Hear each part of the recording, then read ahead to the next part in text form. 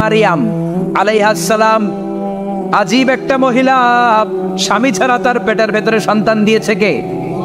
আবার উনার নামে কোরআনে একটা সূরা দিয়েছে কে? কি নাম?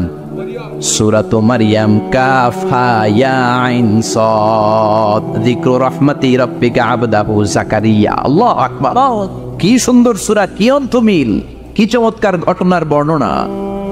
উনার নামেও সূরা, উনার ফ্যামিলির নামেও সূরা। উনার আব্বার নাম ইমরান, মায়ের নাম হান্না বিনতে ফাফুজ। উনাদের ফ্যামিলিটা আল্লাহর কাছে এত প্রিয়, আল্লাহর একটা সূরা দিলেন ইমরানের পরিবারের সূরা। গণ সুবহানাল্লাহ। কোরআনের 3 নাম্বার সূরা, সূরাতু আলে ইমরান। কি নাম? সূরাতু। আবার কোরআনে আল্লাহ ওনাকে বলেছেন সিদ্দিকা, মানে সত্যবাদী নারী। আবার আল্লাহ বলেছেন ওয়ালাইসা যাকারু কাল উনসা, এটা এমন মেয়ে কোন পুরুষ এই মেয়ের মতো হতে পারে? ওনার মা হান্না বললেন, আল্লাহ আমার পেটে ছেলে না মেয়ে আমি জানি না। যখন মারিয়াম পেটে, আল্লাহ ছেলে হোক মেয়ে হোক বাইতুল মুকাদ্দাসের খাদেম হিসেবে তুমি কবুল করে নাও। আমার পেটে যা আছে তোমার জন্য মানত করে দিলাম। কিন্তু ভূমিষ্ঠ করার পরে দেখে মাইয়া, ভূমিষ্ঠ করার পরে দেখে কি? মেয়ে। ভাবছিল ছেলে, ছেলে হইলে খাদেম হবে, এখন মেয়ে। আল্লাহ বলে চিন্তা করো না, সাধারণ মেয়ে না। ওয়ালাইসা যাকারু কাল উনসা, এটা এমন মেয়ে কোন ছেলেরাও এই মেয়ের মতো হতে পারে। এই মেয়েকে দিয়ে দেওয়া হলো Baitul Maqdis, one of the major 3 mosques in Islam. ইসলামের সর্বশ্রেষ্ঠ 3টা মসজিদের একটা। এই বাইতুল মুকাদ্দাসের খাদেমা ছিল উনি। মসজিদ ক্লিন করতো আর ইবাদত করতো, ইবাদতে মশগুল হয়ে থাকতো, পাগল পাড়া হয়ে থাকতো, চক্ষু বন্ধ করে আল্লাহর কথা স্মরণ করতো। মর্যাদা আল্লাহ এত বাড়িয়ে দিলেন, আনসিজনাল যত জান্নাতি ফল সব সামনে এসে হাজির হয়ে যেত। ওনার খালু জাকারিয়া এসে বলতেন, আন্না লাকে হাদা, ও মারিয়াম এই ফল তো এই সিজনে ফিলিস্তিনে নাই, পাইলা কই? তিনি বলতেন হুয়া মিন ইনদিল্লাহ, রব্বুল আলামিন জান্নাত থেকে ফলের ব্যবস্থা করেছে। কোরআন সাক্ষী, আন্না লাকে হাদা, কোত্থেকে এই ফ্রুট পাইলা? আনসিজনাল, এটা তো এখানে নাই। উনি বললেন হুয়া মিন ইনদিল্লাহ, ইন্নাল্লাহা ইয়ারযুকু মান ইয়াশাউ বিগাইরি হিসাব, আল্লাহ এরকম যারে চায় বিগাইরি হিসাব রিজিক দিয়ে থাকে। সুবহানাল্লাহ বলেন। সব সময় আল্লাহর ইবাদত, সব সময় তাহাজ্জুদ, সব সময় জিকির করতেন লা ইলাহা ইল্লাল্লাহু মুহাম্মাদুর রাসূলুল্লাহ। ওনার পুরো জীবনের কোনো মুহূর্ত আল্লাহর জিকির থেকে খালি যায় নাই, সব সময় ইবাদতে মশগুল, সব সময় কি? তার মানে মারিয়ামের জীবনী থেকে আমাদের শিক্ষা, আমার মায়েরা বোনেরা ইবাদতে মশগুল থাকতে হবে। কিন্তু দুর্ভাগ্যজনক হলেও সত্যি, আমার বোনেরা জি বাংলা নিয়ে মশগুল থাকে। ওনারা মশগুল থাকে ঠিকই, তবে ইবাদত নিয়ে না। কি নিয়ে? কথা কন। জি বাংলা কি এখনো দেশে চলে? স্টার জলসা এগুলো চলে, কিরণমালা এই সিরিয়ালগুলো চলে। নতুন সিরিয়াল আসছে, নাম কত কয়েকটা, ওয়াজ মাহফিলে বলা লাগবে আমাদের। কি নাম, কি চলে এখন জানো না তুমি? সর্বনাশ, পাগলের মতো মহিলাগুলো বসে থাকে, রাতে দেখতে না পারলে সকালে কাজা কাফার আদায় করে। আছে না নাই? কাজা আদায় করে ফেলে সকালে। খবরদার, জি বাংলা, স্টার জলসা, হিন্দি মুভি নিয়ে মশগুল থাকা যাবে না আমার বোনেরা। আপনিই পারেন আপনার ফ্যামিলিটারে জান্নাতি ফ্যামিলি বানাতে, আপনিই পারেন পরিবারটারে শান্তিময় করতে। নারী ভালো তো পরিবার ভালো। এজন্য মারিয়াম আলাইহিস সালামের জীবনী থেকে আমার বোনদের জন্য শিক্ষা, ঘরের সব কাজ শেষে অবসর যেই সময়টা পাবো ইবাদতে মশগুল হয়ে যাব, ঠিক কিনা? ইবাদতে মশগুল থাকার দরকার আছে না নাই? তাহলে মারিয়ামের মতো আপনাদের মর্যাদাও বাড়িয়ে দিবে কে? বিয়ে করছেন কারা কারা দেখে হাত তোলেন। বিবাহিতদেরকে সোজানগরে কি বলেন আপনার আঞ্চলিক ভাষায়? বিবাহিত, বিয়াতি। আর অবিবাহিত আপিয়াতি। বিয়াতিরা হাত তুলেন, বিয়াতিরা। আবিয়াতি বেশি আজকে, বিয়াতি কম। হাত নামান। স্ত্রীর কোলে মাথা রেখে কোরআন তেলাওয়াত করবেন, পারবেন না? কষ্ট হবে? স্ত্রীর কোলে মাথা রেখে কোরআন তেলাওয়াত করবেন, এটা সুন্নাহ। আল্লাহ রাসূল সাল্লাল্লাহু আলাইহি সাল্লাম আম্মা জান আয়েশা রাদিয়াল্লাহু তাআলা আনহার কোলে মাথা রেখে কোরআন তেলাওয়াত করতেন। আম্মা জান আয়েশা রাদিয়াল্লাহু তাআলা আনহা বলেন, কানা রাসূলুল্লাহি সাল্লাল্লাহু আলাইহি ওয়াসাল্লাম ইয়াকরাউল কুরআন ওয়া রা'সুহু ফি হাজরি ওয়া আনা হায়েদ। আমার মাসিক চলা অবস্থায়, মেনস্ট্রুয়েশনাল পিরিয়ড চলা অবস্থায় আমার কোলে মাথা রেখে বিশ্বনবী কোরআন তেলাওয়াত করেছেন, আর আমি শুনেছি। চিল্লায় পড়েন সুবহানাল্লাহ। ঘরে শান্তি নাই, কারণ কোরআন তেলাওয়াত নাই। তো কোরআনের তেলাওয়াতও নাই, শান্তিও নাই। আল্লাহর হাবিব সাল্লাল্লাহু আলাইহি ওয়াসাল্লাম বলেছেন, সহিহ মুসলিমের হাদিস, লা তাজআলু বুয়ুতাকুম মাকাবিরা, তোমরা তোমাদের ঘরটারে গোরস্থান বানিয়ে রেখো না। ফাইন্না শাইতানা ইয়ানফিরু মিনাল বাইতিল্লাযী তুকরাউ ফীহি সূরাতুল বাকারা, কারণ শয়তান ওই ঘর থেকে দৌড়ে পালায় যেই ঘরে সূরাতুল বাকারা তেলাওয়াত করা হয়। সুবহানাল্লাহ পড়ে। এজন্য ঘর উদ্বোধনের সময় কোন সূরা পড়তে হয়? সূরা বাকারা। চিল্লায় পড়েন কোন সূরা? আওয়াজ করে পড়েন কোন সূরা? নতুন ঘর করছেন, নতুন দোকান করছেন, নতুন ফ্ল্যাট কিনেছেন, কোন সূরা পড়বেন? সূরাতুল বাকারা। শয়তান ওই ঘরে থাকে না। সহিহ মুসলিমের আরেকটা হাদিসে আল্লাহ রাসূল সাল্লাল্লাহু আলাইহি ওয়াসাল্লাম বলেছেন, ইকরাউ সূরাতাল বাকারা, তোমরা সূরা বাকারা তেলাওয়াত করো। ফা ইন্না আখযাহা বারাকা, যে সূরা বাকারা পড়ে আল্লাহ তাআলা এই ঘরটায় বরকত দেয়। ওয়া তারকাহা হাসারা, আর যে সূরা বাকারা পড়ে না সে খালি আফসোস করে। ওয়ালা ইস্তাতিউ আল বাতালা, কোন জিন, কোন পেতনি, কোন ব্ল্যাক ম্যাজিক, কোন জাদু টুনা বান ওই ঘরের কোন সদস্যকে কোনো ক্ষতি করতে পারে না। আবার সূরা বাকারায় একটা আয়াত আছে, কোরআনের সর্বশ্রেষ্ঠ আয়াত। বলেন তো আয়াতটার নাম কি? আওয়াজ করে বলেন কোন আয়াত? আল্লাহর হাবিব সাল্লাল্লাহু আলাইহি ওয়াসাল্লাম বললেন, মান ক্বারা আয়াতাল কুরসি দুহুরা কুল্লি সালাতিন মাকতুবা, প্রত্যেক ফরজ সালাতের পরে যে ব্যক্তি আয়াতুল কুরসি পড়বে তার জান্নাতে যাওয়ার ব্যাপারে আর কোনো বাধা থাকবে না। একটা মাত্র বাধা ছাড়া, সেটা হচ্ছে মরণ। লোকটা মরে না তাই জান্নাতে যায় না, মরলেই জান্নাতি। আওয়াজ করে পড়েন আল্লাহু আকবার। তাহলে সংসারে শান্তি আনার 5 নাম্বার পদ্ধতি হচ্ছে ঘরে কোরআন তেলাওয়াত করতে হবে। তাহলে ঘরে সুখ শান্তি আর সমৃদ্ধি আনার 5 নাম্বার ফর্মুলা হচ্ছে ঘরে কোরআনের তেলাওয়াত লাগবে। এখন কোরআনের তেলাওয়াত নাই, কোরআন আমরা শিখাতে চাই না, আছে না নাই? আমরা এখন ধর্মপ্রাণ হয়েছি কোরআন ছাড়া। কি ছাড়া? ধর্মপ্রাণ, ধর্মপ্রাণ, আমরা বড়ই ধর্মপ্রাণ। নামাজ রোজার কিছু নাই, ভুলেও ধরি না কোরআন। ধর্মপ্রাণ। রোজ সকালে শুনতাম আগে আল কোরআনের বাণী রে, আল কোরআনের বাণী। এখন শুনি সারে গামার দীপ্ত ফ্যান ফেনানি। রোজ সকালে শুনতাম আগে আল কোরআনের বাণী রে, আল কোরআনের বাণী। এখন শুনি সারে গামার দীপ্ত ফ্যান ফেনানি। ধর্মপ্রাণ মুসলমান আজকাল হয়েছে মডার্ন। ধর্মপ্রাণ, ধর্মপ্রাণ, আমরা বড়ই ধর্মপ্রাণ। নামাজ রোজার কিছু নাই, ভুলেও ধরি না কোরআন। ধর্মপ্রাণ, ঠিক না? প্রতিদিন কোরআন শিখায় যে তার পকেট যায় ফাঁকা রে, তার পকেট যায় ফাঁকা।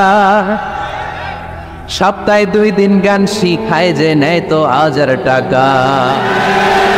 ধর্মপ্রাণ মুসলমান আজকাল হয়েছে মডার্ন। ধর্মপ্রাণ, ধর্মপ্রাণ, আমরা বড়ই ধর্মপ্রাণ। নামাজ রোজার কিছু নাই, ভুলেও ধরি না কোরআন। ধর্মপ্রাণ। এরকম ধর্মপ্রাণ আমরা কেউ হতে চাই? প্রতিদিন ফজরের পরে আমার ঘর থেকে কোরআন তেলাওয়াত হোক, আমরা চাই কি চাই না? ঘরে সুখ সমৃদ্ধি আর শান্তি আসার মাধ্যম হচ্ছে কোরআন তেলাওয়াত করা। ঘরে কোরআন তেলাওয়াত বাড়ায় দেন, ঘরে শান্তি বাড়ায় দিবে কে? কয়টা গেল? হ্যাঁ, 5টা না? শুনতেছে তোমার সাহেব। 6 নম্বর হচ্ছে মাঝে মাঝে বেড়াতে যাবেন, ভাবিরে নিয়ে বেড়াতে যাবেন। পারা যাবে? জি হয়। এই যে আপনাদের এখানে জাফলং আছে না? জাফলং আর কি আছে সিলেটে? মাধবকুণ্ড আর হামাতি, আখালাকি, সবচেয়ে বড় হাওন বাংলাদেশে। আমি গিয়েছিলাম একবার।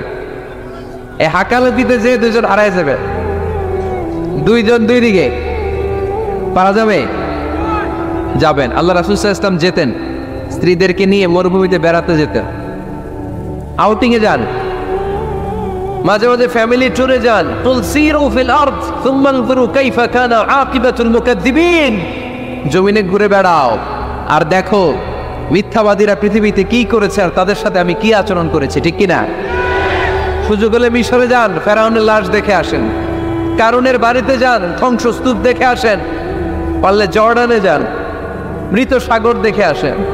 সমকামিতার কারণে লূত আলাইহিস সালামের কওমের লোকদেরকে আল্লাহ জমিন থেকে উঠি একটা আঘাত করেছেন জমিনে। ফাজআলনা আলিয়াহা সাফিলাহা, জমিনের উপরের মাটিকে আমি নিচে ঢুকিয়েছি, নিচের মাটিকে আমি উপরে ঢুকিয়েছি। উপর থেকে শিলা আর প্রস্তর বৃষ্টি নাজিল করে পুরো জমিনটারে আমি মাসাকার করে দিয়েছি। ওইখানে এখন ডেড সি, লোহিত সাগর, মৃত সাগর। ওখানে কোনো মাছ জন্মায় না, কোনো কাঁকড়া জন্মায় না, ব্যাঙ জন্মায় না, কিচ্ছু জন্মায় না। লবণের ডেনসিটি, ঘনত্ব এত বেশি, ওখানে কোনো মানুষ ডুবেও না। গজবের জায়গা, সুযোগ হলে দেখে আসেন। টাকা পয়সা ভালো থাকলে সময় হলে প্রায়ই ফ্যামিলি মেম্বারদেরকে নিয়ে উমরায় যান। কই যাবেন? উমরায় যান। নবদম্পতি যারা বা রিসেন্টলি তোমরা যারা বিয়ে করতে যাচ্ছ, you are going to be a new couple, পারলে তোমাদের হানিমুনটা উমরায় সেরে ফেলো। পারা যাবে না? স্বামী স্ত্রী দুইজনে মিলে মক্কায় চলে যাও, আল্লাহর ইবাদত, আল্লাহর করে সিজদা দিয়ে নতুন জীবনটাকে নতুন ভাবে শুরু করো। বরকত দিবে কে? তাহলে ঘরে বা ফ্যামিলিতে সুখ সমৃদ্ধি নিয়ে আসার 6 নম্বর মাধ্যম হচ্ছে আউটিং এ যাওয়া, মাঝে মাঝে বেড়াতে যাওয়া। আল্লাহ রাসূল সাল্লাল্লাহু আলাইহি ওয়াসাল্লাম বেড়াতে যেতেন, সফরে স্ত্রীদেরকে নিয়ে যেতেন। সহিহ বুখারীর বর্ণনা, কানা রাসূলুল্লাহ সাল্লাল্লাহু আলাইহি ওয়াসাল্লাম ইযা আরাদা সাফারান আকরা বাইনা আজওয়াজি। আল্লাহ রাসূল সফর করলে কোন স্ত্রীকে নিয়ে যাবেন তিনি স্ত্রীদের নাম লিখে লটারি করতেন। সুবহানাল্লাহ নাই? কি করতেন?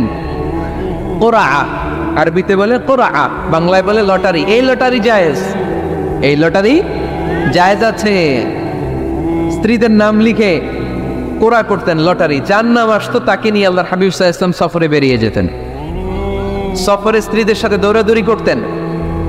সুবহানাল্লাহ পড়বেন না? আম্মা জান আয়েশা রাদিয়াল্লাহু তাআলা আনহাকে আল্লাহর হাবিব সাল্লাল্লাহু আলাইহি ওয়াসাল্লাম এত ভালোবাসতেন, আল্লাহর হাবিব সাল্লাল্লাহু আলাইহি ওয়াসাল্লাম বলতেন, আয়েশা চলো দৌড়াদৌড়ি করি। ওই যে দেখা যায় খেজুর গাছ, চলো কে কার আগে যেতে পারে। দুইজন দৌড়ালেন। বিয়ের প্রথম দিকে আম্মা জান আয়েশা রাদিয়াল্লাহু তাআলা আনহা ফার্স্ট হয়ে গেলেন, কারণ তখন তিনি চিকন ছিলেন, এত মোটা ছিলেন না। আবার অনেক বছর পরে আরেক সফরে যখন আম্মা জান আয়েশা সফরে লটারিতে নাম আসলো, ওই সফরে আবার আল্লাহর হাবিব সাল্লাল্লাহু আলাইহি ওয়াসাল্লাম বললেন, আয়েশা চলো আজকেও দৌড়াদৌড়ি করি। দুইজন দৌড় দিলেন। এবার আম্মা জান আয়েশা রাদিয়াল্লাহু তাআলা আনহা জিততে পারলেন না, যেহেতু মোটা হয়ে গেছেন। আল্লাহ রাসূল সাল্লাল্লাহু আলাইহি ওয়াসাল্লাম দৌড়ে গাছ ধরে ফার্স্ট হয়ে গেলেন। সুবহানাল্লাহ পড়েন। আম্মা জান আয়েশা এবার রাগ করে বসে আছেন। আল্লাহর হাবিব সাল্লাল্লাহু আলাইহি ওয়াসাল্লাম বললেন, হাদিহি সাবকাতু বিতিল, ওই যে কয়েক বছর আগে আয়েশা একদিন রাতে তুমি আমারে হারাই দিছিলা, আজকে তোমারে হারাইয়া ওটার প্রতিশোধ তুলে নিলাম। সুবহানাল্লাহ পড়তে পারলেন না?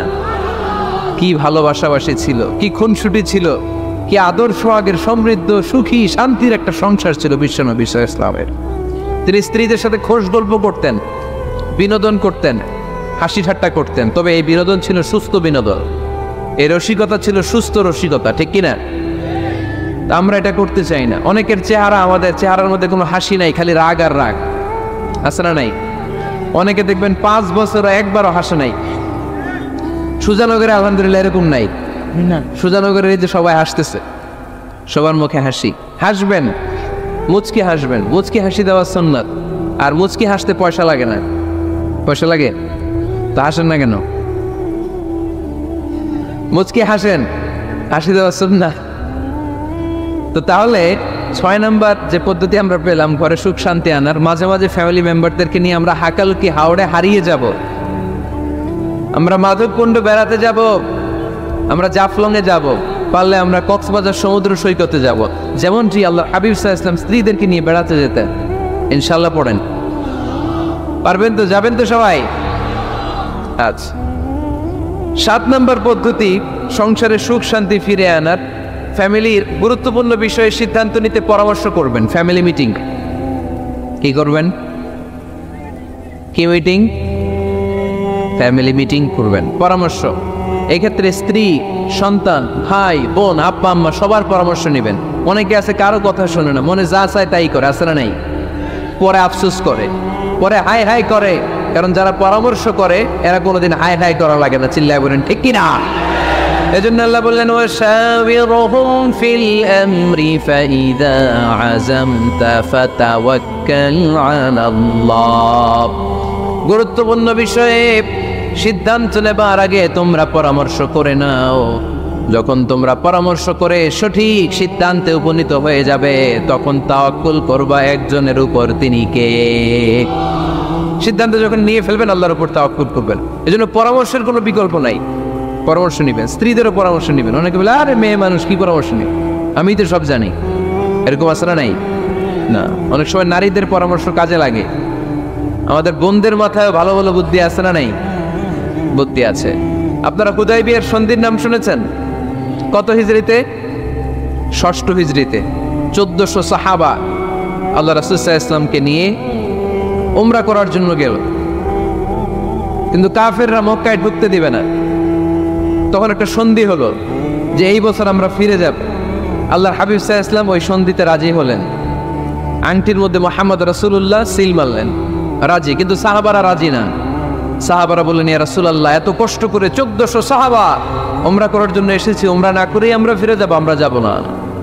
আল্লাহ হাবিব সাল্লাল্লাহু আলাইহি ওয়াসাল্লাম এদেরকে আদেশ করলেন কুমু ওয়ানহারু, যেহেতু সন্ধি হয়েছে আমি সন্ধি ভঙ্গ করতে পারবো না।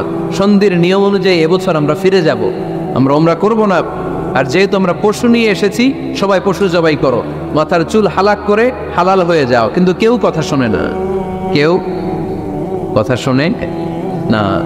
১৪০০ সাহাবা বসে আছেন। আল্লাহ রাসূল সাল্লাল্লাহু আলাইহি ওয়াসাল্লাম ধমক দিয়ে আদেশ করলেন কুমু ওয়ানহারু, দাঁড়াও, পশুগুলোকে জবাই করো, মাথার চুল ফেলে দিয়ে হালাল হয়ে যাও। কেউ কথা শোনে না। আবার বললেন কুমু ওয়ানহারু, ১৪০০ সাহাবা, কেউ শোনে না। আল্লাহর হাবিব সাল্লাল্লাহু আলাইহি ওয়াসাল্লাম এত বিব্রতকর পরিস্থিতিতে কখনো পড়েন নাই, কোনোদিন না। মনটা খারাপ করে আল্লাহ রাসূল সাল্লাল্লাহু আলাইহি ওয়াসাল্লাম তাঁবুর ভিতরে ঢুকে গেলেন। ওই সফরে লটারিতে নাম এসেছিল উম্মে সালামা রাদিয়াল্লাহু তাআলা আনহা। সুবহানাল্লাহ পড়বেন না? উম্মে সালামা রাদিয়াল্লাহু তাআলা আনহা আমাদের আম্মা জান, আল্লাহ রাসূল সাল্লাল্লাহু আলাইহি ওয়াসাল্লামের স্ত্রী। বিষ্ণু ঈসা ইসলামকে চিন্তিত আর বিমর্ষ দেখে জিজ্ঞেস করলেন ইয়া রাসূলুল্লাহ, কি সমস্যা? আল্লাহর হাবিব সাল্লাল্লাহু আলাইহি ওয়াসাল্লাম পুরো ঘটনাটা খুলে বললেন। খুলে বলার পরে এবার উম্মে সালামা বলেন ইয়া রাসূলুল্লাহ, আমার মাথায় এক বুদ্ধি আছে। আমার মাথায় কি আছে? এক বুদ্ধি আছে, আপনি চাইলে এটা আমল করতে পারেন। আল্লাহর হাবিব সাল্লাল্লাহু আলাইহি ওয়াসাল্লাম বললেন কি বুদ্ধি আছে তোমার মাথায়, বলো। উম্মে সালামা রাদিয়াল্লাহু তাআলা আনহা বললেন ইয়া রাসূলুল্লাহ সাল্লাল্লাহু আলাইহি ওয়াসাল্লাম, আপনি কারোর সাথে কথা বলবেন না, কাউকে আদেশ করবেন না। আপনি নিজে ঘর থেকে এখন বের হয়ে যাবেন, নিজেই আপনার উটটাকে আপনি নহর করে ফেলবেন, মানে জবাই করে ফেলবেন।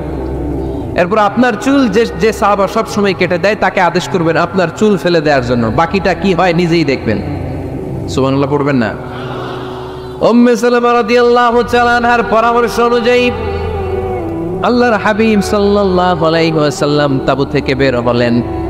নিজ হাতে ছুরি দিয়ে উটকে নহর করলেন। উট জবাই করা যায় না। কুরবানির সময় ঈদুল আযহায় ১০-১২ জন মিলে গরুকে রশি দিয়ে বেঁধে মাটিতে শুইয়ে গলার মধ্যে আমরা যেভাবে জবাই করি, উটকে ওইভাবে জবাই করা যায় নাকি? আরব বিশ্বে আমাদের ভাইরা ছিল, তারা জানে উট জবাই হয় না, উটকে করতে হয় নহর। আল্লাহর হাবিব সাল্লাল্লাহু আলাইহি ওয়াসাল্লাম নিজে ছুরি নিয়ে ওটার গলার মধ্যে এরকম খোঁচা মারলেন, ফিটকি দিয়ে ঝমঝম করে রক্ত বেরোতে শুরু করলো, নহর হয়ে গেল। সাহাবারা দৃশ্য দেখে অবাক। আল্লাহর হাবিব বললেন আইনা হালিকি, আমার মাথার চুল হালাক করে দেয় ওই সাহাবী কই? আমার সেলুনম্যান কোথায়?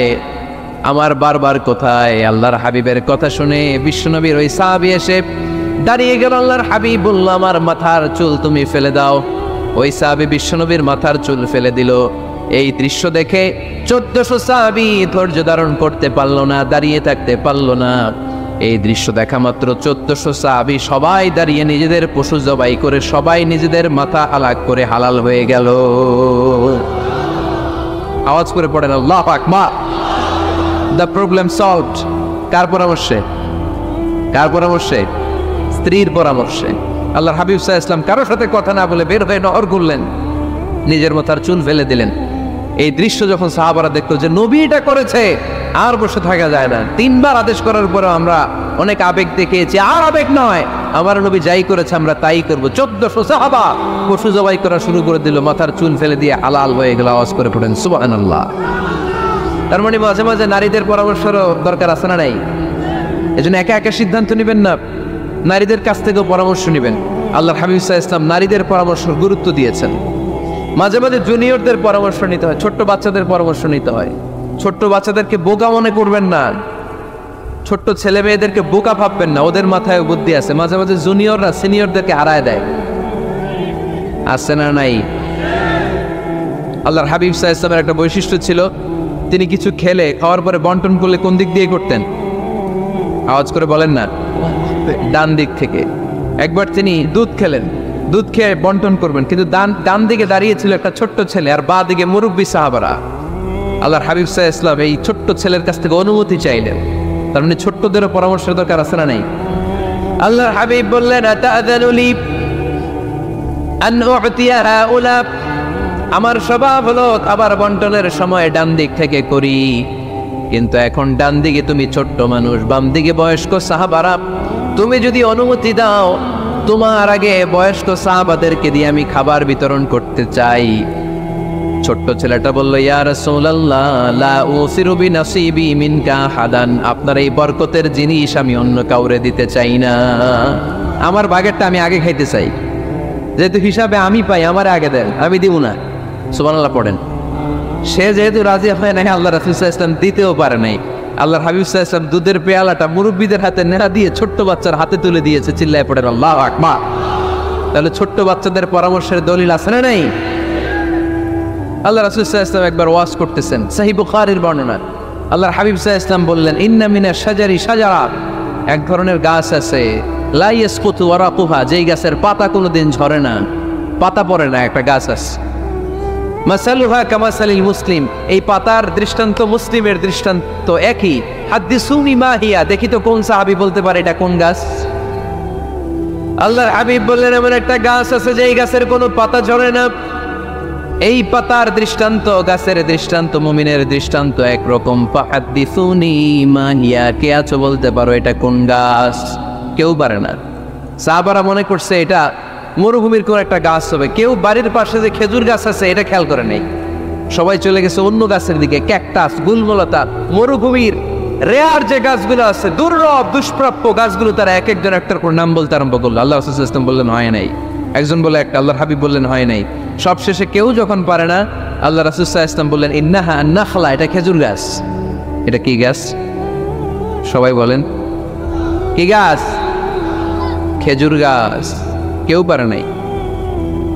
ওয়াজ শেষ, নসিহত শেষ, সবাই বাড়ি ফিরে যাচ্ছে। সাইয়েদনা ওমর ফারুক রাদিয়াল্লাহু তাআলা আনহু ওনার ছেলে আব্দুল্লাহ ইবনে ওমরকে নিয়ে যাচ্ছে। আব্দুল্লাহ ইবনে ওমর হঠাৎ করে বললেন, আব্বা, আল্লাহ রাসূল যখন জিজ্ঞেস করেছিল এটা কোন গাছ, আমি কিন্তু জানতাম এটা খেজুর গাছ, আমি কিন্তু জানতাম। ওমর ফারুক বললেন, বলো নাই কেন? আব্দুল্লাহ ইবনে ওমর বলেন, আব্বা আপনি পারেন না, আমার চাচা আবু বকর পারে না, মুরব্বী সাহাবারা কেউ পারে না, আমি মাঝখান দিয়ে কেমনে বেয়াদবি করি? সুবহানাল্লাহ পড়বেন না? ওমরে ফারুক বললেন, বলো কি? তুমি যদি আজকে বিশ্বনবীর সামনে উত্তরটা দিতে পারতা, আমার ছেলে উত্তর দিতে পেরেছে, এটা জেনে আমার মুখটা এত বড় হয়ে যেত। ও আব্দুল্লাহ, কেন তুমি বললে না? আজকে কেউ প্রশ্নের উত্তর করতে পারে নাই, তুমি যদি বিশ্বনবীর সামনে দাঁড়িয়ে প্রশ্নের উত্তর করতে পারতা, আমার বুকটা এত বড় হয়ে যেত, কেন বললা না? তুমি বললে আমি বড্ড খুশি হয়ে যেতাম। সুবহানাল্লাহ পড়েন। তার মানে মাঝে মাঝে জুনিয়ররা সিনিয়রদেরকেও হার মানায় দেয়, এরকম আছে না নাই? এজন্য পরামর্শ করবেন, অবশ্যই পরামর্শ করবেন। সাইয়েদনা ওমর ফারুক যখন খলিফা, তিনি মুরব্বীদের মিটিংয়ে একটা ছোট্ট বাচ্চাকে রাখতো, অল্প বয়স্ক এক সাহাবী, ওই সাহাবীর নাম আব্দুল্লাহ ইবনে আব্বাস রাদিয়াল্লাহু তাআলা। মুরব্বীরা মনে কষ্ট পেলেন, কিরে এই ছেলের সমান নাতি আছে আমার ঘরে, আমার নাতি আছে এই ছেলের সমান, এই ছেলেকে কেন রাখো? ওমর ফারুক বললেন, একদিন দেখাই দিব আপনাদেরকে কেন রাখি। ওমর ফারুক একদিন সবাইকে বললেন, ইদা জাআ নাসরুল্লাহি ওয়াল ফাতহ ওয়া রাআইতান নাস ইয়াদখুলুনা ফি দীনিল্লাহি আফওয়াজা, এটা কোন প্রেক্ষাপটে নাজিল হয়েছে আপনারা কে জানেন বলেন তো? এক সাহাবী বললেন, এই সূরা দ্বারা বোঝানো হয়েছে আমাদের যখন বিজয় অর্জিত হবে তখন যেন আমরা বেশি বেশি আল্লাহর প্রশংসা করি। ওমর ফারুক বললেন, উত্তর হয় নাই। আরেক বয়স্ক সাহাবী বললেন, আমাদেরকে রব্বুল আলামিন বড় বড় শহর বিজয়ের ব্যাপারে আদেশ দিয়েছে, এই সূরা দ্বারা আমি এটা বুঝেছি। ওমর ফারুক বললেন, হয় নাই। কেউ যখন উত্তর করতে পারে না, ওমর ফারুক বললেন, ও আব্দুল্লাহ ইবনে আব্বাস, তুমি এই সূরার ব্যাপারে কি জানো? আব্দুল্লাহ ইবনে আব্বাস বলেন, হুয়া আজালু রাসূলিল্লাহ, এই সূরা দ্বারা বিশ্ব নবীর আগাম মৃত্যুকে বোঝানো হয়েছে।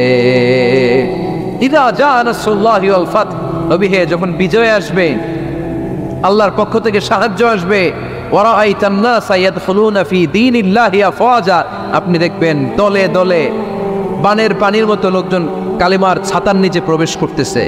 তো সবাই যখন কালিমা পড়ে মুসলমান হয়ে যাবে, সবাইকে মুসলমান বানানোই ছিল বিশ্বনবীর মিশন। মিশন যখন কমপ্লিট, নবী থাকার পৃথিবীতে আর দরকার নাই। এই সূরা দ্বারা আল্লাহ বুঝিয়েছেন বিশ্বনবী পৃথিবীতে আর বেশি দিন বেঁচে নাই। চিল্লায় বলেন ঠিক কিনা? ওমর ফারুক ডেকে বললেন, আব্দুল্লাহ মারহাবা, মারহাবান বিকা ইয়া আব্দুল্লাহ ইবনে আব্বাস, ও আব্দুল্লাহ ইবনে আব্বাস, মাশাআল্লাহ তাবারাকাল্লাহ। কেউ সঠিক উত্তর না দিতে পারলেও তুমি সঠিক উত্তর দিয়েছো। তুমি এই সূরার ব্যাপারে যতটুকু জানো আমিও জানি ততটুকু, পড়েন সুবহানাল্লাহ। তুমি সঠিক উত্তর দিয়েছো। এই হাদিসগুলো প্রমাণ করে মাঝে মাঝে জুনিয়ররা সিনিয়রদেরকেও হারিয়ে দেয়। চিল্লায় বলেন ঠিক কিনা? এজন্য মাঝে মাঝে বাচ্চা ছেলেদেরও পরামর্শের দরকার আছে না নাই? ঘরে সুখ নাই, শান্তি নাই, কারণ পরামর্শ করেন না তো। আব্বা আম্মার পরামর্শ নেন, স্ত্রীদের পরামর্শ নেন, ছেলে মেয়েদের পরামর্শ নেন। গুরুত্বপূর্ণ সিদ্ধান্ত নেওয়ার আগে পরামর্শ করে সিদ্ধান্তগুলো নেওয়ার দরকার আছে না নাই? পরামর্শ করে ফ্যামিলি মিটিংয়ে যদি আমরা সিদ্ধান্ত নেই, ওই সিদ্ধান্তে বরকত দিবে কে? আওয়াজ করে বলেন, ওই ঘরটারে বরকতময় করে কে? কয়টা গেল? 7টা। 8 নাম্বার হচ্ছে প্রত্যেকটা ঘরে এক একটা পারিবারিক পাঠাগার গড়া চাই, ফ্যামিলি লাইব্রেরি। কার কার ঘরে পারিবারিক পাঠাগার আছে দেখি সুজানগরে? মাশাআল্লাহ, মাশাআল্লাহ পড়েন, আওয়াজ করে পড়েন মারহাবা। যাদের ঘরে নাই তাদের ঘরে একটা পাঠাগারের দরকার আছে না নাই? একটা শোকেস বানাবেন, ওখানে ইসলামী বইগুলো রাখবেন, ইসলামী সাহিত্যগুলো রাখবেন, তাফসিরগুলো রাখবেন, হাদিসের বইগুলো রাখবেন। একটা পারিবারিক পাঠাগারের দরকার আছে না নাই? কোরআনের প্রথম আয়াত হয়েছে পড়ো। কোরআনের প্রথম আয়াত কি? আল কোরআনের প্রথম বাণী পড়ো, আল হাদিসে নবীর কথা পড়ো। আল কোরআনের প্রথম বাণী পড়ো, আল হাদিসে নবীর কথা পড়ো। পড়ে পড়ে শেখো, শিখে শিখে তুমি তোমার নিজের জীবন গড়ো। পড়েন আমিন। কোরআনের প্রথম কথা কি? ইকরা, পড়ো। কোরআনের প্রথম কথা কি? ইকরা বিসমি রাব্বিকাল্লাযী খালাক, খালাকাল ইনসানা মিন আলাক। ইকরা ওয়া রাব্বুকাল আকরাম আল্লাযী আল্লামা বিল কলম আল্লামাল ইনসানা মা লাম ইয়ালাম। পড়েন সুবহানাল্লাহ। পড়ো তোমার প্রভুর নামে যিনি তোমায় শিখিয়েছেন। Read in the name of your Lord who has created. পড়ো, পড়ার কোনো বিকল্প নাই, আপনার পড়তেই হবে। বেঁচে আছেন পড়েন, সুস্থ তো পড়েন, অসুস্থও পড়েন, মরে যাচ্ছেন তখনও পড়েন, পড়তে পড়তে মরেন। ও মিয়া, মরার সময় পড়ার দরকার আছে না নেই?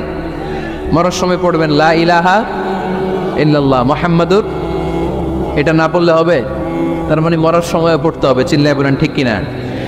তাহলে সুখী, সমৃদ্ধ, আলোকিত একটা পরিবার গড়ার 8 নম্বর পয়েন্ট হচ্ছে একটা ফ্যামিলি লাইব্রেরি। প্রত্যেকটা ঘরে একটা পাঠাগার থাকা চাই। আজ থেকে এই যে 2019 সালের শেষ রজনী, 2020 সাল শুরু হবে আর ঘন্টাখানিক পরেই, আমরা এই সিদ্ধান্ত যেন নেই যে আমাদের প্রত্যেকের ঘরে আমরা যেন ছোট্ট করে একটা পাঠাগার বানাই। ওখানে যেন বিভিন্ন ধরনের বই, বিভিন্ন ধরনের বইয়ের কালেকশন রাখি। বই কিনুন, বই পড়ো, প্রিয়জনকে বই উপহার দিন। বই কিনে কেউ কোনোদিন দেউলিয়া হয় নাই, ঠিক কিনা? পড়তে রাজি আছেন তো? এই যে কোরআনের বঙ্গানুবাদ পাওয়া যায় না এখন, কথা বলেন। স্মার্টফোন আছে কার কার দেখি? হ্যাঁ, কারা কারা স্মার্ট দেখি? হাজার হাজার স্মার্ট, মাশাআল্লাহ। এই স্মার্টফোনের ভেতরে আল কোরআন নামে বাংলায় কোরআনের একটা অ্যাপস পাওয়া যায়। কথা বলেন, পাওয়া যায় কি যায় না?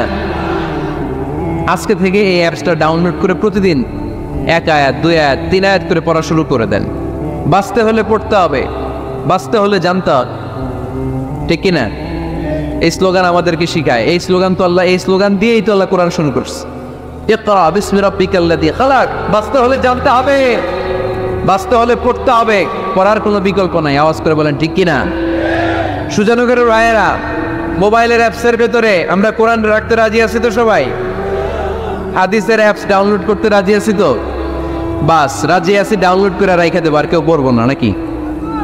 হ্যাঁ, প্রতিদিন একটা আয়াত হলেও যেন আমরা পড়ি। আল্লাহ যা বলা দরকার সব বলে দিয়ে গেছে, নতুন করে আর কিছু বলবে না। আমরা যেন পড়াশোনা করি, আমরা যেন একটা পাঠাগার বানাই। আবারও কখনো আসার সুযোগ হলে আমি জিজ্ঞেস করবো, যদি আমার মনে থাকে যে আপনাদের পাঠাগার আছে কার কার করে, সেদিন সবার হাত তুলতে হবে। এমনি পারা যাবে তো? আল্লাহ তুমি তৌফিক দাও। কয়টা গেল? 8টা। ঘরের সুখ শান্তি ফিরিয়ে আনার 9 নম্বর খুব জরুরি একটা পয়েন্ট, সেটা হচ্ছে ফ্যামিলি মেম্বার্সদের মধ্যে মিউচুয়াল রেসপেক্ট লাগবে, পারস্পরিক শ্রদ্ধাবোধ। কেউ কারো দোষ খোঁজা যাবে না, কিন্তু আমরা দোষ খোঁজায় ব্যস্ত, ঠিক কিনা? ইগো ইগো ইগো আমাদেরকে শেষ করে দিল। ইগো প্রবলেম আছে না নাই? বৌমা শাশুড়ির দোষ খুঁজে, শাশুড়ি দোষ খুঁজে বৌমার। এগুলো আমাদের এলাকায়, সুজানগরে নাই। হ্যাঁ, আছে আছে আছে। ফ্যামিলিটা জাহান্নামের টুকরা হয়ে গেছে। বউ শাশুড়ি দেখতে পারে না, শাশুড়ি বউ দেখতে পারে না, আছে না নাই? এর কারণটা কি শুনি বলেন? 3টা উত্তর নিব এখান থেকে। একজন বলেন যে বৌমা শাশুড়ির পিছনে লাগা থাকে, আর শাশুড়ি বৌমার পিছনে লাগা থাকে। বৌমা শাশুড়ির ছায়া দেখতে পারে না, শাশুড়ি বৌমার ছায়া দেখতে পারে না। কারণটা কি? একজন এদিকে আওয়াজ করে। আত্মসম্মানের কারণে। তার মানে ইগো ইগো প্রবলেম। এদিকে একজন। ইসলামের জ্ঞান নাই, মাশাআল্লাহ। আর এদিকে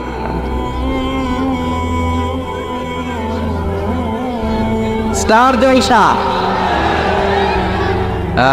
পাওয়া গেছে। স্টার জলসায় যা দেখায় ওইটাই ঘরে চলে না। স্টার জলসা হচ্ছে কেমন করে শাশুড়ির সাথে বউয়ের গিরিঙ্গি লাগানো যায়, এটার প্রশিক্ষণ, ঠিক কিনা? ভয়ঙ্কর। তাহলে এগুলো দেখা বাদ দিতে হবে। এগুলো যতক্ষণ ঘরে থাকতে হবে না, হবে না। রিমোট কন্ট্রোল কেড়ে নিবেন, কেড়ে নিয়ে মাইল লাগাই দিবে। একটা ক্ষুধার্ত বাঘ 1 মাস খায় নাই, তারপরে হরিণের মাংস পাইছে। ওই বাঘের বুঝ দিল বাঘের কাছ থেকে হরিণের মাংস টেনে নেওয়া যায়, কিন্তু আমাদের মা বোনদের হাত থেকে হিন্দি সিরিয়ালের জন্য টিভির রিমোট কন্ট্রোল কেড়ে নেওয়া যায় না। দিবে না রিমোট কন্ট্রোল। তো এই জন্য আপনাদের কথা অনুযায়ী এই জি বাংলা স্টার জলসা হিন্দি সিরিয়াল হচ্ছে বৌমা শাশুড়ির গিরিঙ্গি বা দ্বন্দ্বের প্রধানতম কারণ। তাহলে হিন্দি সিরিয়ালকে ঝাড়ু পেটা করে বের করে দিতে হবে। এগুলোর সাথে মুসলিম পরিবারের কোনো সম্পর্ক। আরো কিছু কারণ আছে, এগুলো আমি বের করছি, শুনবেন। বৌমা শাশুড়ির এই ঝগড়ার প্রধান কারণ হচ্ছে জেনারেশন গ্যাপ, ঠিক কিনা? শাশুড়ি এক জেনারেশনের আর বৌমা আরেক জেনারেশনের। শাশুড়ি ভাবে একরকম, বৌমা ভাবে আরেক রকম। শাশুড়ি চায় বউয়ের উপর খবরদারি করতে, বউ চায় শাশুড়ির উপর খবরদারি করতে। এই ডমিনেটিং এর কারণে কিলাকিলি আছে না নেই? এটা ঠিক না। আমার শাশুড়ি মায়েরা যারা আছেন, প্রথমে শাশুড়ি দিয়ে শুরু করি। আমার মাইকের আওয়াজ যে ঘরগুলাতে যায়, আমার শাশুড়ি মাদেরকে বলবো বউদের উপর অত্যাচার করবেন না। ছেলেরে প্রশ্ন করে, তোর কাছে তোর বউ বড় না আমি বড়? আছে না নাই? এটা একটা প্রশ্ন হইল। তোর বউ বড় না আমি বড়? দুইজনেই বড়। তা এক ছেলে সুন্দর উত্তর দিছে, আমার কাছে ভালো লাগছে উত্তরটা শুনে। এক মা প্রশ্ন করছে, তোর এতদিন আমি লালন পালন করে বড় করলাম, জীবন যৌবন তোর জন্য শেষ করলাম, আজকে বউ পাইয়া বউ তোর আপন হয়ে গেল? এবার ছেলে উত্তর দিছে, মা আমার মুখ থেকে মা ডাক শোনার জন্য তুমি কি কষ্টটাই না করছো জীবনে। 10 মাস আমারে পেটে ধারণ করলো, খাইতে পারো নাই, বমি করছো, খালি ওষুধ খাইছো, তোমার পেট কেটে আমারে বের করা হয়েছে, 2 বছর আমারে দুধ খাওয়াইছো, পেশাব পায়খানা পরিষ্কার করেছো। বয়স যখন 3-4 তখন তোমার আমি মা ডাকছি। এই মা ডাকটা শোনার জন্য তুমি এত কষ্ট করছো। আর আরেকবারের মাইয়া এই ঘরে আইসাই তোমার মা ডাকা শুরু করছে। যেই মেয়েটা তোমারে মা ডাকে সে আমার আপন হবে না কেন মা? ঠিক কিনা? এই মা ডাক শোনার জন্য তুমি এত কষ্ট করলা, আমার লালন পালন করলা, 10 মাস পেটে ধরলা, পেশাব পায়খানা পরিষ্কার করলা, এরপরে মা ডাক শুনতে পারছি। আর আরেকবারের মেয়ে জানা নাই চিনা নাই এসেই তোমার ডাকা শুরু করছে মা। তো যে আমার মারে মা ডাকে তার স্থান তো আমার কলিজায়, ঠিক কিনা? শাশুড়ি আম্মারা যারা আছেন প্লিজ বৌমাদেরকে কষ্ট দিয়েন না। অনেক শাশুড়ি আছে পান থেকে চুন খসলে রেগে যায়, পদে পদে স্ত্রীর ভুল ধরে, বউয়ের ভুল ধরে, আছে না নাই? এটা করবেন না। সে তো নতুন, আপনার অনেক এক্সপিরিয়েন্স হতে তার সময় লাগবে। তাকে সময় দিন, তাকে ভালোবাসুন, ঠিক কিনা? না বুঝে সামান্যতে বৌমারে বদদোয়া দেয়, এরকম আছে না নাই? কিন্তু বুঝতে চায় না বৌমারে যদি বদদোয়া দেয় তাহলে তার নিজ ছেলের পরিবারের ক্ষতি, পেটে ধরা যে ছেলে, ছেলের পরিবারের কিন্তু ক্ষতি, তার আপন নাতি নাতনিদেরই ক্ষতি। আওয়াজ করে বলেন ঠিক কি না? বৌমাকে বদদোয়া দিয়েন না। বৌমাকে নিজের মেয়ের মতো দেখবেন। সমাধান আমি দিচ্ছি, কেমন দেখতে হবে? নিজের মেয়ের মতো। নিজের মেয়ে সকালে ঘুম থেকে ওঠে 11টা, ওইটা সমস্যা নাই। বৌমা কেন উঠলো না, ওইখানেই ঝামেলা, আছে না নাই? মেহরবানি করে আপনার বৌমাকে আপনার নিজের মেয়ের মতো দেখেন। নিজের মেয়েরে যেমনি আদর করেন তাকেও অমনি আদর করেন। আপনার বৌমারে যদি আপনি কষ্ট দেন, মনে রাখবেন আপনার নিজের মেয়েটাও আরেকবারের বউ হয়ে কয়েকদিন পরে যাবে। আপনি যা যা করবেন আপনার মেয়েকেও তারা ওই রকম কষ্ট দিয়ে বাড়িতে ফিরিয়ে দিবে। চিল্লায় বলেন ঠিক কিনা? খবরদার, টিট ফর ট্যাট। ইটটি মারলে পাটকেলটি খেতে হয়। এজন্য শাশুড়ি আম্মা জানারা যারা আছেন, বৌমার সাথে খারাপ আচরণ করবেন না মেহরবানি করে। তাকে আপনি কষ্ট দিলে আপনার নিজের মেয়েটাও আরেক বাড়ির বৌমা হবে, সেও ওই বাড়িতে এই কষ্টগুলো ভোগ করবে। এগুলো যখন আপনি শুনবেন তখন আপনার চোখ দিয়ে পানি পড়বে কি পড়বে না? পড়বে। এবার আসেন বৌমার কথা বলি। বৌমা যারা আছেন মেহরবানি করে, বৌমা যারা আছেন মেহরবানি করে আপনার শাশুড়ি আম্মাকে নিজের মায়ের জায়গায় রাখবেন। আপনার বাড়ি ছেড়ে নতুন বাড়িতে আসছেন, তো এটাই তো আপনার বাড়ি। আপনার মা রেখে দিয়ে নতুন মা পাইছেন, এটাই তো আপনার মা। তো ওনাকে মায়ের জায়গায় বসাতে আপনার সমস্যাটা কোথায়? বৌমারা খেয়াল রাখবেন, আপনি আপনার শাশুড়ির সাথে যে আচরণটা করতেছেন, আপনার শেষ বয়সে আপনার ছেলের বিয়ে দেওয়ার পরে যেই বৌমাটা আসবে ওই আচরণই আপনাকে ফিরিয়ে দিবে। The nature has its own return. প্রকৃতির একটা মাইর আছে, এটা শেষ মাইর, এটা শেষ খেলা। প্রকৃতির খেলা বড় খেলা। আপনি আপনার শাশুড়ির সাথে যে আচরণ করবেন, আপনার শেষ বয়সে আপনি একদিন শাশুড়ি হবেন, এটা মাথায় রাখবেন। ওই আচরণই আপনি ফিরে পাবেন। আওয়াজ করে বলতে হবে ঠিক কিনা? এজন্য 9 নম্বর পয়েন্টস হচ্ছে মিউচুয়াল রেসপেক্ট। সবাই যেন সবাইকে ভালোবাসি। দোষ ছাড়া মানুষ নাই, সবার দোষ আছে। আমরা যেন একে অন্যের দোষ না খুঁজি। বৌমারা, আপনাদের কেন যদি আমার মাইকের আওয়াজ যায়, অল্প কিছু টেকনিক অবলম্বন করলে আপনি আপনার শাশুড়ির মন জয় করতে পারবেন। শাশুড়িরা আসলে বেশি কিছু চায় না, আগের জামানার মানুষ তো, এদেরকে ওইভাবে হাত করতে হবে। মাঝে মাঝে একটু শাশুড়ির মাথায় তেল দিয়ে দেন, চুলে তেল দিয়ে দিবেন আর কি, মাঝে মাঝে চুল আসতে দিবেন। এগুলো কিন্তু খুব পছন্দ করে শাশুড়িরা। ওনার প্রেশারটা একটু মেপে দিবেন, ডায়াবেটিক্সের ওষুধটা খাইলেও কিনা সময় মতো খোঁজ নেবেন, কি পছন্দ করে খেতে একটু রান্না করে দিবেন। যেই বক্তার ওয়াজ শুনতে পছন্দ করে ওই বক্তার ওয়াজগুলো ডাউনলোড করে শাশুড়ি আম্মাকে দিবেন, ইসলামী বই দিবেন। দেখবেন বয়স্ক নারীরা মাহফিল যেতে খুব পছন্দ করে, ওয়াজ শুনতে খুব পছন্দ করে, নবীদের কাহিনীগুলো শুনতে পছন্দ করে। বসায় বসে একটু কাহিনীগুলো শোনাবেন।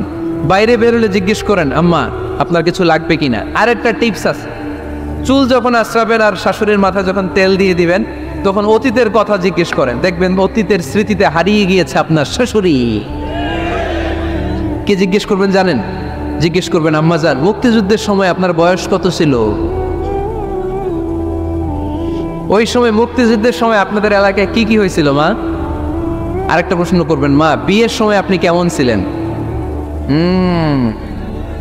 ওই দিন দেখবেন বড়ি আর বড়ি নাই, জোয়ান হয়ে গেছে। ওই দিন বলবে মা আমি অনেক সুন্দরী ছিলাম, আমার মাথায় অনেক চুল ছিল, আজকে নাই। আমগো গ্রামে আমার সাথে সুন্দরী মাইয়া ছিল না। অতীতের স্মৃতিতে স্মৃতি হাতড়াতে হাতড়াতে তিনি হারিয়ে যাবে। জিজ্ঞেস করবেন যে মা, শীতকালে আপনাদের দেশে কি পিঠা বানাতেন, আপনি যখন ছোট ছিলেন আপনার বাপ চাচারা কি করতো? এগুলো জিজ্ঞেস করলে উনি স্মৃতির পাতা হাতড়াতে হাতড়াতে চোখ দিয়ে দাঁড় দাঁড় করে ওনার পানি ঝরতে শুরু করবে। আপনার জায়গায় ওনার হৃদয়ের মণিকোঠা এমন জায়গায় পৌঁছবে, আপনার ছাড়া উনি কিছুই বুঝবে না। বৌমারা, এই অল্প কিছু টিপস অবলম্বন করে আপনারা আপনাদের শাশুড়ির মনকে জয় করতে পারেন। শাশুড়ি বৌমার দ্বন্দ্ব আমরা চাই না। আমরা চাই শাশুড়ি বৌমাকে নিজের মেয়ের মতো জানুক, আর বৌমার শাশুড়িকে আপন মায়ের মতো ভালোবাসুক, ঠিক কিনা?